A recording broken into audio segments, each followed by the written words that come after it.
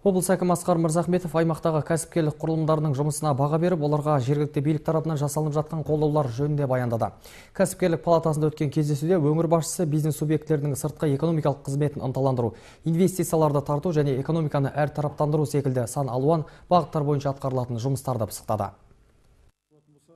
Облыста тиімді бизнес ахуалын қалыптастыру бүгінгі күні алға қойылып отырған маңызды міндеттердің бірі. Сондықтан кәсіпкерлік палатасы бизнесті қолдау және дамытудың мемлекеттік бағдарламаларына қатысуға мүдделі. Ал кәсіпкерлер құқықтарын қорғау және мүдделеріне өкілдік етуде палата қызметкерлеріне жүктелген. Басқосуда Асқар Исабекұлы мемлекеттік сатып алуға қатысатын бірқатар мердігер компаниялардың жұмыстарын сынға алды. Мемлекеттік сатып алуға қатысып, сол 34% алғаннан кейін ары қарай жоқ болып кету. Ондай фактілер де бар. Оның екінші жағы да бар. Өйткені біз өзіміздің бюджеттік ақшаны, яғни халықтың ақшасын мысалы қалай болса солай таратып жүрмей, оның да айталық несін қарауымыз керек қой. Біздің тұрғымыздан қараған кезде ол мысалға талап етіп отырылған сұрағымыз орынды. Өйткені оған біздің де аузымыз күйген, оған да бізге де ондай проблема туындаған. Сондықтан осының екі жері бар. Немесе айталық мемлекеттік банктік гарантиямен жаба алмайтын болса, ол палата арқылы да мысалы басқа бір гарантияларын қарастыру керек шығар ондай болса.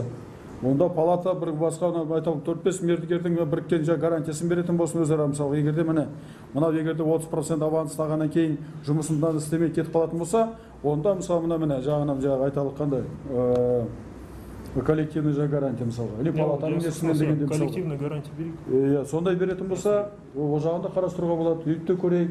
Жиында кәсіпкерлер облыс экономикасын ілгері дамытуға қатысты ойларын ортаға салды. Бизнесті толғандырып отырған және мемлекеттік органдар тарапынан шешімін табуды талап ететін өзекті әрі күрделі мәселелер талқылады.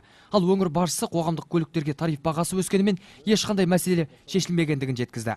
Тек қана тарифті көтерсең шешіп беремін, оның бәрі біз оны өттік өзі. Кезінде болды оның бәрі.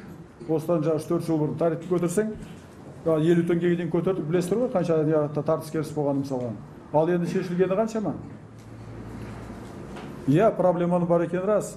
Анау қосалқы бөлшектердің тозып атқандығы ауыстырып оның бәрі рас. Бірақ уәде орындалмай отыр ғой. Анау 8-ден кейін мысалы қаланың шетіндегі мөлтек аудандарға мысалы қатынамайды. Оларды қадағалап отқанның бәрі шамалы мысалға. GPS-ке дейін бәрін сатып алды, бәрін қойдық мысалға. Сіз жаңағы мемлекет сатуға байланысты комиссия бар, комиссияға палата мүше болсын дейсіз. А мен сізге айтамын, мына жерге де мүше болыңызшы. Мынаны бізге мынаны қадағалап, осының жаңағы неге кезіндегі тендерге байланысты алған міндеттемесін толық орындалуына палатаның мысалы осы несін сіздерді шақырамыз соған атқарайықшы осыны бірге. Асқар Мырзахметов басқосуда материалдық техникалық базасы заман талабына сай келмейтін колледждерді жабу керектігін айтты. Себебі ондай оқу орнынан білікті маман шығады деп айту қиын. Бұл мәселемен қазан айында 10 адамнан құралған комиссия айналысатын болады. Өшеді мамандық дайындау емес, біз колледждердің бүгінгі заман талабына сәйкестігін қарадық. Қаншалықты олардың материалдық техникалық базасы шын мәнінде де бүгінгі күннің талабына сай мамандарды дайындап отыр. Баяғыдағыда тозып кеткен кеңес дәуірінен қалған плакаттар бойынша ДТ, СК комбайндардың несімен сол механизатор дайындап отыр ма? Жоқ әлде шын мәнінде де бүгінгі Джон Дир класстарға байланысты сол механизаторлар комбайнер дайындап отыр ма?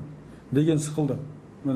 Осыны өткенде айттық, оның мерзімі бар, осы октябрь айында оны қайтадан біз қараймыз.